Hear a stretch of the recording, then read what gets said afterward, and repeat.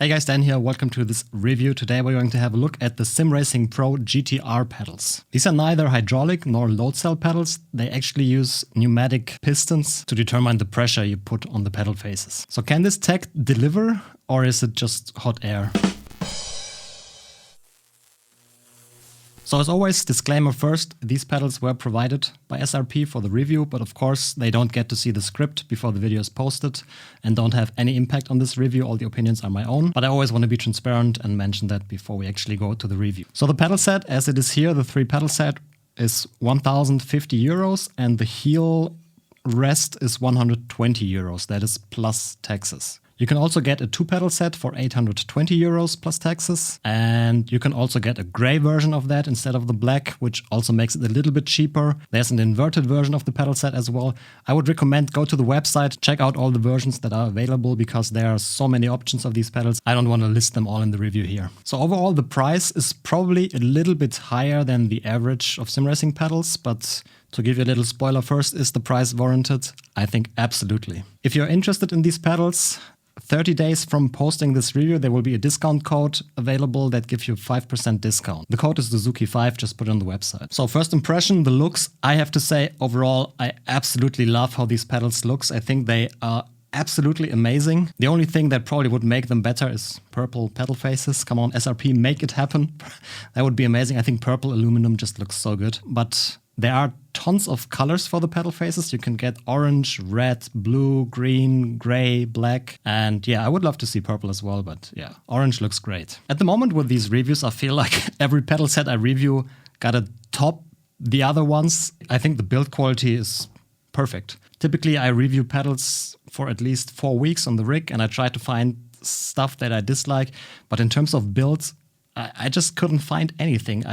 Everything, the fit and finish is so amazing and there's zero flex. It's just awesome. If I'm being insanely nitpicky, one thing that I would maybe improve is if you have the black version, the gray piston doesn't match perfect. It would be cool if there was a black version of the pistons. But yeah, if this is the only thing I can criticize, you already get it. The build is just very, very good. The whole pedal set is machined in AL6061 aluminum. And the pistons are also custom built in-house. They have a stainless steel structure. And the whole pedal set is relatively light at around 8 kilograms. I've definitely had heavier pedal sets.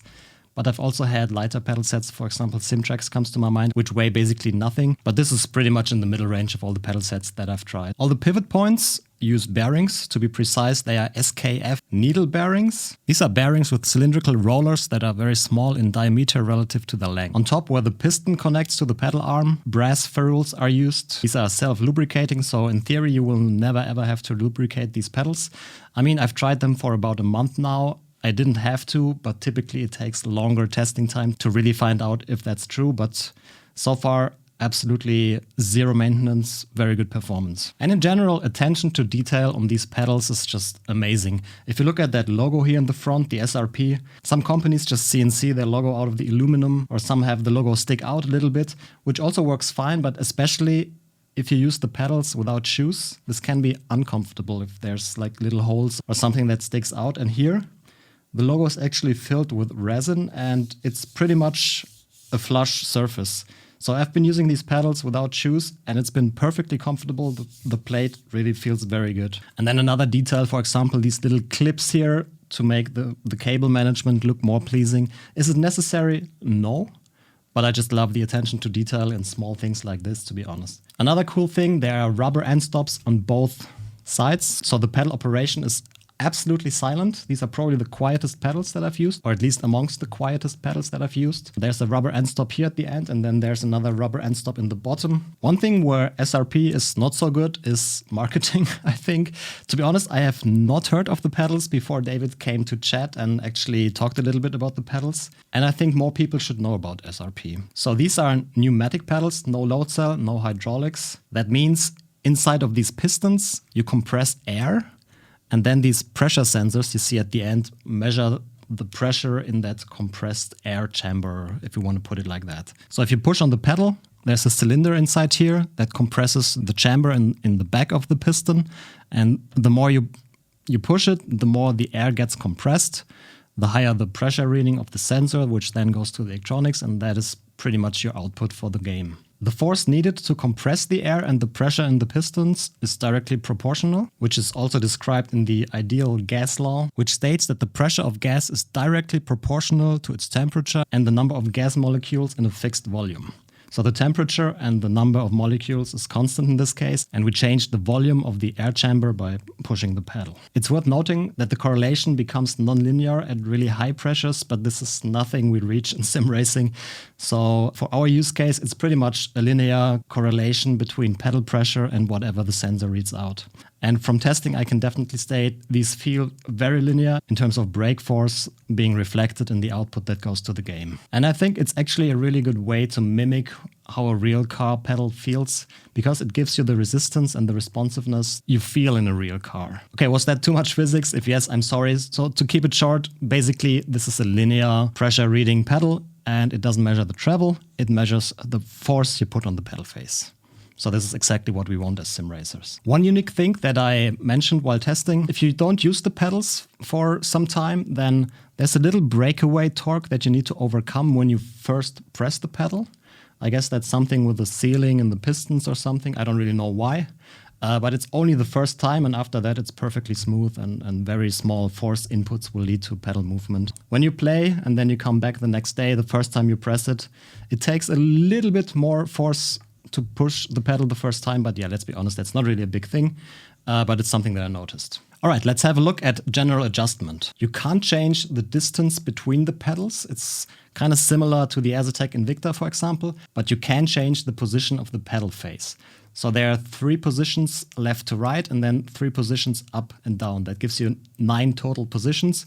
If we quickly have a look at this, you can see here's the area of the 9 holes, and then you can either put this higher, lower, or more to the left, more to the right. I'm pretty much using the position in the middle. That has been perfect for me. But if you want to adjust the spacing a little bit, you have some possibilities here. And once you found your position, just find the screw that you lost. There it is, and then screw it back on. In general, all the adjustability is not toolless. There are pedals that are easier to adjust, but let's be honest, I don't think it's a big deal that you need tools to adjust pedals because you don't do it that often. It's typically a process at the beginning and then some fine-tuning, but I personally think it's fine to require tools to adjust pedals. The angle of the pedal face and basically also the angle of the pedal can be adjusted in a very wide range. All you do is loosen these 2 screws. Then this assembly here comes loose and you can put it in whatever position you want. You can go pretty crazy with this. And the metal also is a little ripped at the contact patch to increase the friction between the 2 parts so it will not become loose. But I think everybody will find a position that works for them. I'm close to default. I just raised my brake pedal a little bit more to the front, because I feel it's more comfortable if the brake sticks out a little more than throttle. And then the clutch is, I think, in the most backward position. That works very well for me, but you can freely adjust it to your liking by, like I said, loosen these 2 screws and then you can adjust the whole thing. Then you can also adjust the firmness of the pedals by pretty much, I loosened these screws now for the review, by adjusting the position where the piston attaches to the pedal face. So if you go to the highest position, that will require the most force to reach the same displacement of the pedal face compared to the lowest position. And there are no presets in the slot, so you can go absolutely free in position and adjust it to your liking. I have to say, I prefer it in the lowest position on the brake. Give it a try and play around with the settings. But yeah, very easy to adjust. After you're done, obviously tighten the screws. Then the optional heel rest is a nice to have. I don't think it's a must have. I don't see a big benefit in having one, but it's also not bad to have it there. But you can adjust the position forward, backward, 2 screws, loosen them, and then you can slide the whole thing backwards and forwards. Nice to have, but definitely not a must have in my opinion. All right, let's have a closer look at the throttle here. Apart from the general adjustments that we just talked about, you can also adjust the throw on the throttle pedal. To do that, you need to loosen the screw here. And if it's loose, you can basically use this like a nut and just like rotate it to increase or decrease the throw of the throttle pedal. I decreased the throw for mine by like 1 rotation, That feels very good to me. But if you like less throw, it can have a lot of throw. If you like a short throw, just go like this, and then obviously recalibrate after you're done. Okay, next up, the clutch. The throw of the clutch can be adjusted in 2 positions by unscrewing the back bracket here that holds the piston and rotating it 180 degrees. In this position, you get about 4.5 centimeters of travel. And if you rotate it, you get 50% of that. I like the default position. I haven't tried the shorter one because this feels good to me. And another thing, this is pretty much a linear feeling clutch. There's no bite point simulation, and I personally think that's great because the emulated bite points, I don't know, never really felt good to me. And especially if you use the clutch, for example, for standing starts, I feel like the linear actuation here is way better than if you have some weird bite point you need to overcome. But obviously, it's a matter of taste. If you like the bite point simulation, well, this doesn't have it. Okay, then we have this black box here. And what's inside there is a little spring on the top. I guess that is to increase the preload or resistance, I'm not really sure. And then in the middle, there's a magnet that in theory helps to keep the clutch at 100%. I think you can feel the effect slightly, but it doesn't feel sticky or something. It's just slightly helping to keep the clutch at 100%. So while I'm definitely not an expert when it comes to clutches, this for me is the best clutch that I've used so far. Linear, feels good. I like it. All right, let's go to the brake, the most important pedal for sim racing. There's no exchangeable spring or elastomer. You have basically the force to pedal travel ratio is just adjustable by the point where the piston connects to the pedal arm.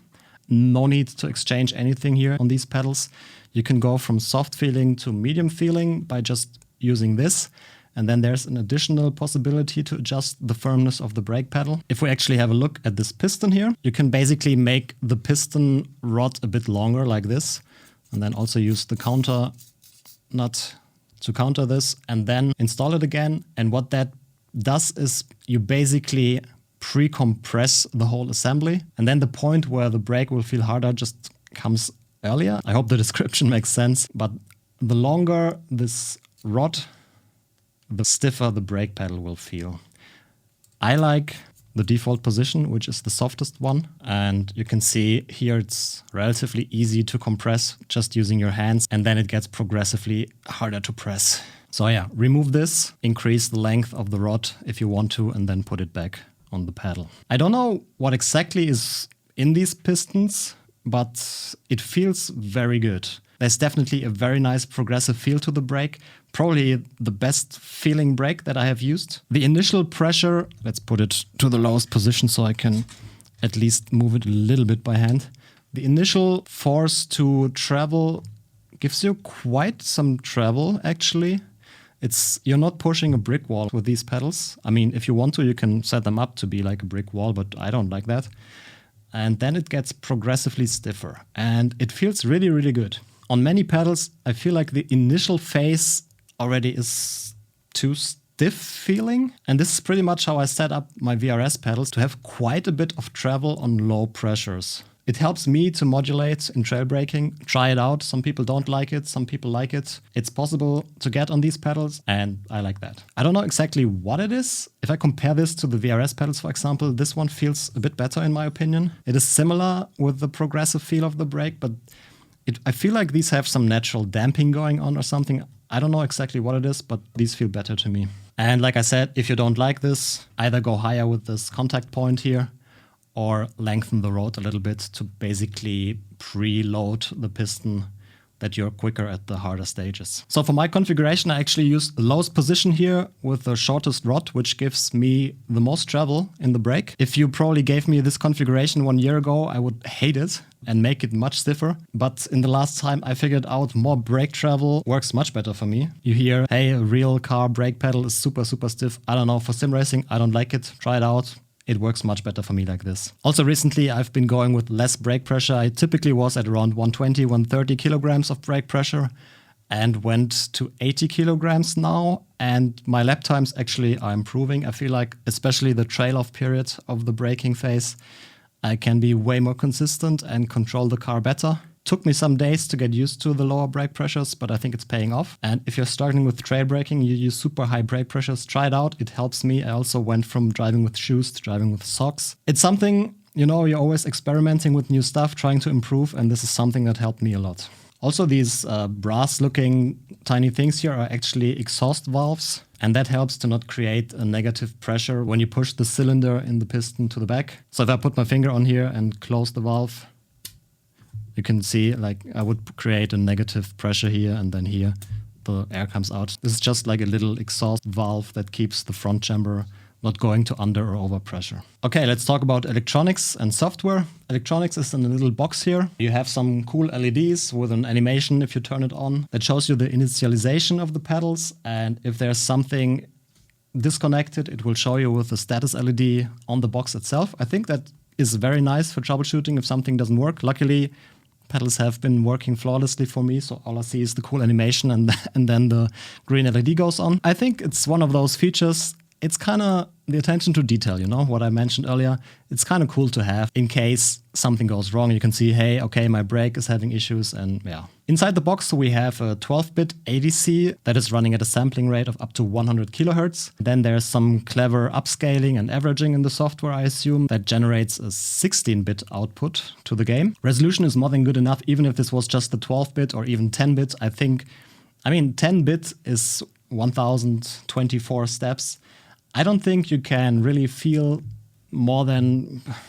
I don't think anybody could notice the difference between 10 and 32-bit. But yeah, these are 12-bit sampled and 16-bit output. The board layout looks very good. A nice separation between the digital and analog parts. That should keep the noise level to a minimum. And yeah, there's nothing to criticize in the electronics here. In terms of software, I think SRP has one of the most advanced softwares for sim racing. There are really great features in there that I haven't seen anywhere else. There's even a little brake monitor that you can use in VR, for example. I mean, obviously, if you're on monitors, there's an overlay as well that you can use. But I'll show you the software in detail in the rig later. One thing that is a little weird, they don't use regular USB HID messages to talk to the software. They actually use a virtual COM port. Per se, there's nothing wrong with it. The only problem is, if you're a sim racer, you probably know SimHub.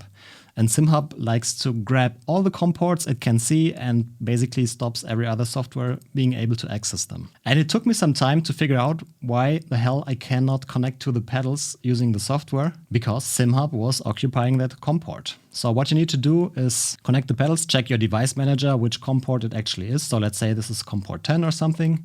Then go to SimHub, go into the Arduino section to My Hardware, and then check the pedal COM port. So for example, COM port 10, make sure to select it in Never Scan Selected Ports. Then SimHub will not occupy that COM port and you can use the software. Sometimes it takes up to 30 seconds or so to get the connection between software and pedals. I don't know why, it's not a big issue. It always works after some time, but sometimes it's not instantaneously there. So if you have the same, have some patience and wait for a few seconds till the connection is there. So yeah, this is not really something negative about the pedals. It's just something, if you use SimHub, if you have issues, make sure to check that. That is the case with anything that uses COM ports. SimHub is a little bit aggressive there and maybe should not grab all the COM ports per default, but yeah. I think we'll hop into the rig, then I'll show you the software a little bit in more detail, and we will also drive a little bit around Bathurst using these pedals. All right, so let's have a look at the software. On the main page, you see the pedals on the left. You can set it to whatever pedals you have. I mean, it's just for the visuals, but attention to detail, like I said. So this is what I use, the black ones with a 3-pedal set. Okay, then there's the monitor that will show your pedal inputs and your maximum brake pressure value. So basically there are 2 modes that you can operate the pedals in. There's the Pro mode, there's the custom mode. We'll have a look at the Pro mode first. So I'm gonna go activate Pro mode and then the settings.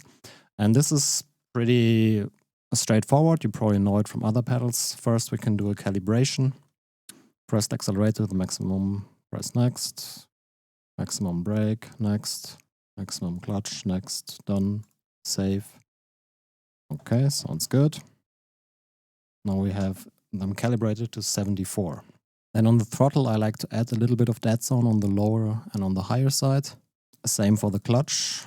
Let's go 5 and 95. Yep. And then on the brake, it gets a bit funky here. We have the maximum brake pressure. like how much you have to press the pedals to reach 100% output to the game. Then there are keyboard shortcuts. M plus C plus Z, that means press Control Shift Z or Control Shift and A. I guess M is either Shift or Control. In Spanish must start with an M, but you can use these with your keyboard. Or what you can do is, I use a little tool called Anti-Micro, and that basically lets you map keys to buttons on your steering wheel. So I mapped this center encoder here to Control Shift Z and Control Shift A, and then this here to F5 and F6. We'll have a look at that later. But basically now I can use the encoders on the steering wheel to adjust the maximum brake pressure. It would be nice if they could just let you assign a joystick button so you don't have to use third-party tools, but I guess it's fine. You don't really adjust this a lot on the fly, but if you want to, initial setup and everything, very useful. Let's set it to like 60, I don't know what this unit is, let's say 60 bar for now, and then the lower dead zone to 1 or something. I don't like to run a really high dead zone on the brake, but a little bit doesn't hurt. Then you can see here on the left side, it actually locks your maximum brake. So if I press this while driving, or just press it not while driving, you can see my maximum now is 88. And this is actually really helpful because there's this button ABS. And what it does is basically you enable this ABS feature and then you drive for 3 or 4 laps. And then it will automatically calculate what your maximum brake inputs actually is, because you might press with a different strength while calibrating compared to when you're actually driving. So if I press this now, it will probably set it to in the 80s, 79. Average from these values. One thing that I dislike is it also resets the dead zones for the rest. Well, I mean, minor inconvenience, but shouldn't happen. It will also lock your braking inputs into a file in the SRP My Setup folder called brake.txt. You can use this to lock your braking, drive for some laps, and then look at the file and it will show you the inputs. Then you can probably see, okay, I'm braking too much, I should increase this value. Or you can just practice to hit a specific value. It's a useful practice tool. It's a useful setup tool. I have never seen something like this on any other software. So that's pretty cool. All right. Future Dan from after the practice session here. In this file, you now can see the maximum brake pressures that I put out as in the raw value, not in the game output. So as you can see here, some more slight braking in these areas. And then these are the peaks here, 90, 89. So I was pressing the brake harder there than I typically do. But if you see a lot of these numbers, for example, that means, okay, you push the brake really hard. So maybe set the maximum brake pressure to something like 80, 85 or something. Because in the end, if you push too hard, then you use dynamic range and you use fidelity in the trail brake. Because let's say you calibrate your brake to 60 bars, but you actually brake with 90. That means the trade-off from 90 to 60 is kind of useless because this will just remain at 100%. So this is a really good tool to practice your trail braking, to not push the brake too hard and lose this trail braking performance. But yeah, back to the past. Then we have a feature called auto brake. What it's doing is it automatically pushes the brake when you hold the brake and the clutch for a second or something. Useful for games where you do not have an automatic brake. And let's say you start a race uphill, so you need to brake and clutch and throttle, kind of hard to do.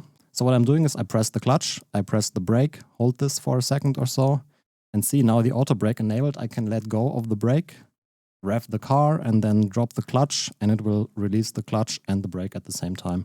Pretty cool. I mean, for iRacing you don't need it because it has the automatic brake, but in proper simulations, this can be a very useful feature.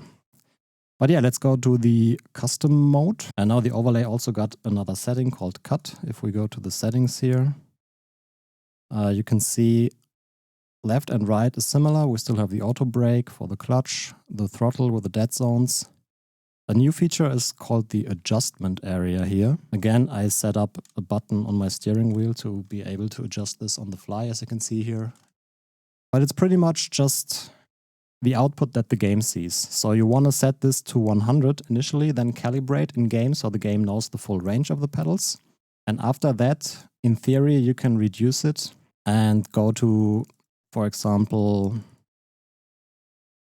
80%.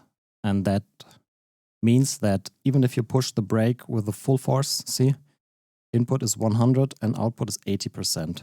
So the game will only see 80% of output and not 100. So if we go to 90, I don't think this is something that is needed for good pedals like this, because I would recommend to train your muscle memory to hit these threshold braking points. But if you want to use little hacks like this, I mean, it can help in certain cars so you don't lock up. It's here, you can use it, and yeah. So let's go to my settings, which was around 60 here. Yeah, probably a little lower even. At the moment, I'm trying to get used to lower brake pressures. So let's say 54, 1 dead zone, adjustment area. We'll just set this to 100. And then you can also do the nonlinearity on the output curves. I like to run a slightly logarithmic, curve on the brake, because it helps with one issue I have with braking, and that is trail braking release. My brake trace is always like falling down too quickly, and having something like this helps to counter that. But you can go absolutely crazy with this. You basically need to grab the point and then you can adjust it here. It's not the most fancy looking thing, but it works fine. So yeah, for the test, we'll just go into the Pro mode now. 50 bar maximum brake pressure, 1% dead zone, little auto brake, and then we'll load the game. All right, here we go. Ferrari around Bathurst, Mount Panorama. I also put the overlay over the pedal cam so you can see that. But it should, well, show exactly the same as the other telemetry overlay. So we'll just do a little bit of driving. I haven't driven this combo in quite a few weeks, so let's see how that goes. But I'll talk a little bit about the pedals, and we'll play with the brake adjustment on the fly a tiny bit. Okay, you can see 100% braking. That is not ideal, because GT3s on iRacing you want about 80, 85 maybe. But yeah, we're just gonna take it easy and talk about the pedals. So this is not a hot lap competition. Just kidding, it is. Okay, so did I assign the clutch? Yeah. So we can have a look at the auto brake feature first. I mean, the car automatically brakes on iRacing, but if this was a game where we would roll backwards now, since we are up the hill, what you want to do is clutch, brake. You see the brake is now locked at 100. Then you can go to first gear, rev the car, and then let's say green lights, you just drop the clutch. Insane standing start in a GT3, but this is what the feature is for, very useful. The linear feeling clutch also is very, very nice for standing starts, because you don't have that weird bite point thingy going on. But yeah, I like it. In general, performance with these pedals for me has been absolutely flawless. Zero issues, there's zero flags, the pedals feel very comfortable. I could set them up to my preferred pedal feeling without any big issues. As you can see, I run quite a bit of travel. Like I said earlier, if you don't like that, either make the rod a bit longer or put that point where the piston connects to the pedal arm a little bit higher. Physics, then you will need more force to achieve the same travel. And trail braking performance, I mean, this is an area where I'm not very good at, but as you can see here, you can perfectly trail this off. If I really think actively to do it, I can do it, but this is a weakness I have. Like, my braking trace always looks like this here, and then I drop the brake. But not good. It should be a slow decrease of brake pressure for most corners. But yeah, this is what I'm working at right now if I'm not reviewing pedals. So the 50 with shoes is probably a little bit too low. So if you have the encoder mapped to the brake adjustment, then you can play with these settings on the fly. So for example, now I set it to 60. We'll see if that works better here. yeah, I think using shoes, this is probably the better setting for now. But yeah, I've had zero complaints with the pedals, and I think if there's nothing you can complain about, that typically means something is good. The throttle feels really, really good. I love that natural damping feeling it has to it. Clutch, well, we already talked about it. I like that it's just linear. It feels like a second throttle pedal pretty much. And the brake, you can get the low sensitivity here when you just tap it slightly, 0 to 15%. I recently had coaching and learned this is one of the most important areas where you really want the sensitivity to be. And talking is hard. Zero problems with these pedals in that area. And in general, it's fine for threshold braking, it's fine for the trail off. They are comfortable to use with shoes, without shoes. There's nothing bad about these pedals. The only thing, sometimes the software takes half a minute or so to launch, but let's be honest, that's not a big deal. How often do you actually need pedal software? And stuff like that, like the on-the-fly adjustment, pretty neat, really helpful to find your initial setup. Or also to play around with that. The maximum output thingy. Let's actually switch into the custom mode here for a second. Alright, now we're in custom mode and I can adjust the cut settings here. Can't reuse the encoder because that is mapped to something else right now. But if you want to, for example, limit your maximum brake output to 80%, this is what it's doing. See, now even if I push the pedal really hard, 80%. So it's more like a little safety margin to not lock up your tires, 90%. Again, I would not really recommend to use something like that if you have good pedals. It's a useful tool if you have lower end pedals, maybe no load cell, no hydraulic, no pneumatic. Then it can help to not lock up the tires or brake too much and overheat the tires. But if you have good pedals, learn proper threshold braking. This is what I can recommend. It's not really, I mean, in real race cars you can limit the brake output, so I think iRacing should have the ability to adjust this as well, then we wouldn't need tricks like that. But I know it's being used at the very highest level, whether it's close to cheating or not. I don't know, I don't use it. Let me know in the comments down below what you think of these limiting your brake output tricks. But yeah, well, it is here, and if you want to use it, you can. I would recommend against it, advise against it. Okay, now we also have the custom curve of the brake that should help a little bit with the trail braking. Spill off or whatever you want to call it. Let's try here just on the straight. So, yeah. It just counters my muscle memory that wants to spill off the brakes too quickly. And it's nice to have that, but to be fair, many pedals have these custom curves these days. So yeah, overall, very good pedals, very nice to use with shoes, without shoes, comfortable with socks. Your feet will not hurt because the pedal plate is flush, the pedal faces feel good. No sharp edges, no nothing. Amazing pedals that I would highly recommend for everyone that wants to get some higher end pedals. And yeah, there's honestly not a lot I can say about these because they have just been so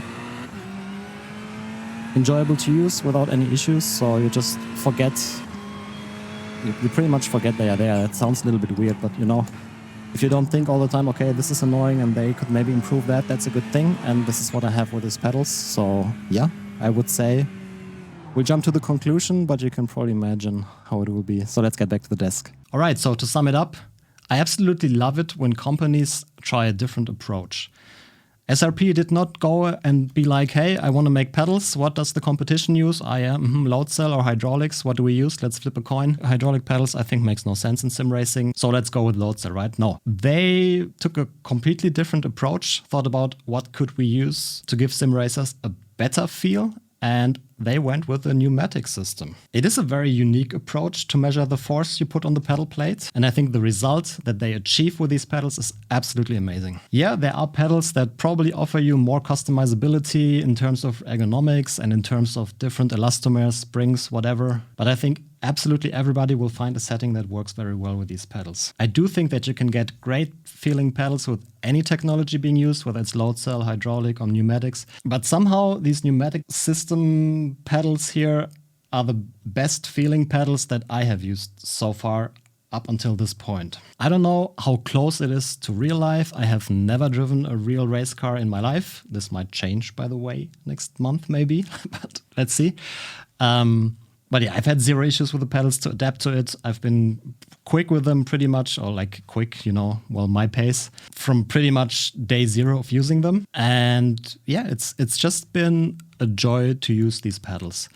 I can't really describe what it is that makes them feel unique compared to other pedals. My best guess is the mix between the progressiveness in the brake, which pretty much is perfect for my personal taste, and the natural damping you get because of the pneumatic pistons. I've always been a big fan of dampers, especially in the throttle pedal, and this just feels good. I would wish more pedals used dampers on the throttle, but unfortunately you rarely see that. So I've been really trying to find anything negative in these pedals. I always try to point out the stuff that is good and the stuff that is bad when I do reviews, but honestly, I can't really find anything I dislike in these pedals, except maybe that please make a black piston so it matches the color of the base plate. And I think if that is the only thing to criticize, you probably get it. These are amazing pedals. Really one of the best, if not the best pedal set that I have ever tried here on this channel. The build quality is absolutely superb. There's nothing to criticize. The software is one of the most advanced softwares that I have seen so far. And the performance on track also has been absolutely flawless. So yeah, kudos to SRP for trying to go a different way and putting out a product that is that good. And David, the guy behind SRP, also is a super friendly person, very helpful, very knowledgeable in terms of what is important for sim racing. And fun fact, communication via email has been absolutely zero problem. We just communicated in English. But I met him at the Sim Racing Expo last year, and then I found out he doesn't actually speak English. He only speaks Spanish, which, by the way, didn't stop him from talking to me for like 5 minutes in Spanish. I mean, I don't speak Spanish, but okay. But no, honestly, he's a good guy. He knows what's important, and communication via email has been no problem. Okay, one thing at the end. I have been teased that there might come an add-on for the pedals with some haptic feedback, which I would love because I tried haptic feedbacks on pedals and I think it's an insanely great addition, especially on the brake, to feel when you lock up the tires or when the ABS is starting to trigger. No idea if it's realistic, no idea if you feel it in a real race car, but I think it helps in sim racing because a lot of the sensations you feel in the real car, you just don't have in sim racing. So in the end, I think sim racing products should not aim to be as realistic as possible. Unless, I mean, if you want to go that route, there's nothing wrong with it. But my personal opinion is they should give you the best help to feel what the car is doing.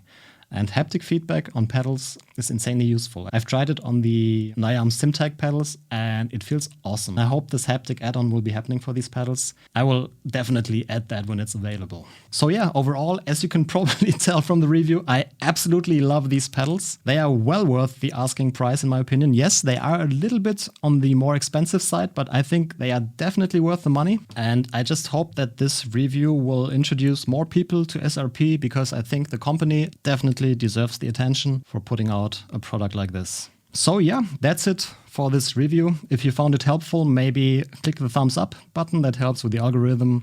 Put in a comment if you have any questions or just put in a random comment because that also helps with the algorithm. And if you don't want to miss any future videos, subscribe to the channel, hit the bell icon. And yeah, thank you very much for watching and I hope to see you all in the next one. Bye bye.